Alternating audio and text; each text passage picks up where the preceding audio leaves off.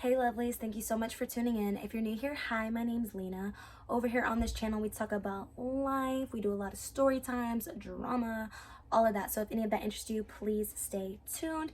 If you want to see more mommy things, follow me over on Real Honest Mama. If you want to support me with my spicy content, that will be linked down below, as well as my second channel. We're just gonna get straight into it. Without further ado, let's go. Okay, you guys, so I moved to Memphis from Nashville right around a year ago. That whole time I was pregnant. Then I gave birth. I was on maternity leave. I didn't work up until literally 2 months ago, like in September. That whole entire time, my man was taking care of the bills, rent, electricity, food, like everything. He was taking care of it all, and I really greatly appreciated him for that, and I still do to this day. However, we were living paycheck to paycheck. We had emergency after emergency after emergency, and things started to slip behind. Rent, electricity, car note. We thought we had got caught up, and then my man lost his job. Whenever you live paycheck to paycheck, losing your job is very dangerous. Whenever he lost his job, that actually set us back 3 months. So 3 months for the car, 3 months on the rent. We were already on a payment plan for the electricity, so it was getting scary, okay? We were on the verge of an eviction. We didn't give up. He was DoorDashing, Instacarting. We were doing OnlyFans, and I was making some money doing that. But because I had to start all over, my Instagram got deleted, a whole other video. It was just hard. Money wasn't coming in that way. DoorDash was being stupid, deactivated the account. If any of you guys DoorDash and have been dealing with stupid stuff, let me know down below. Instacart is better, but it still just wasn't enough to like bounce back from. Like, these are like jobs and side hustles that are for the side, are for extra income. I'm trying to hurry up and pay 3 months past rent, you know what I'm saying? Like, it wasn't working. He went to temp agencies. None of them had jobs, so they said. He applied literally everywhere he could see. He eventually did go on some interviews, but they were all BSing. He's a really great candidate. They want him, but not hiring. And it's like, why even do the interview? And he finally got in with a correctional facility. He was going to be a correctional officer at a jail, but it was an hour and a half away, which means it would be an hour and a half back. My daughter's in school. The hours were not going together.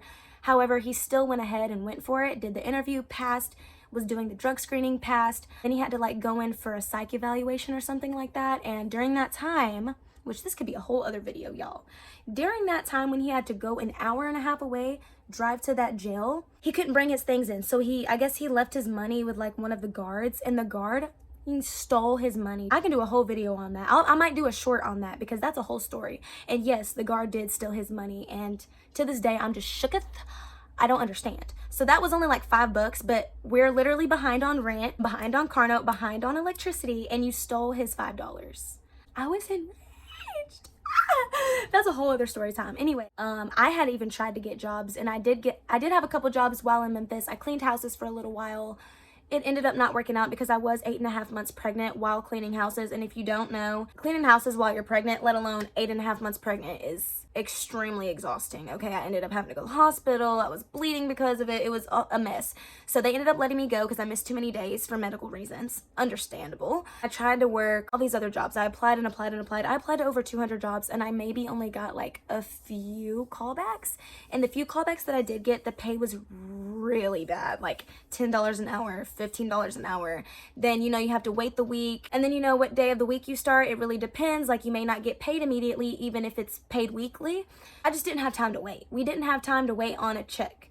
So I had been thinking about dancing for years. I don't know if I ever spoke about it on YouTube, but if you knew me from Hooters, even in high school, I talked about this stuff very often. I just never had the courage to get up and go. But this situation really lit a fire under my tail.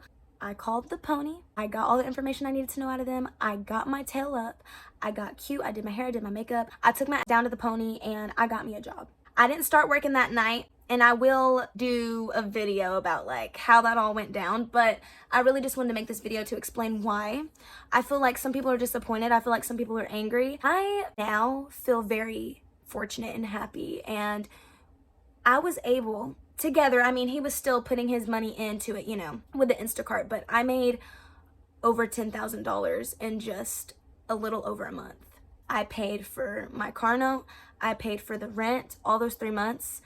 And my boyfriend did help a little bit with what he could, but like I said, he was door dashing and Instacarting, and half of that money was going to gas. Like, it's just so rigged. We literally got out of our hole in a little over a month.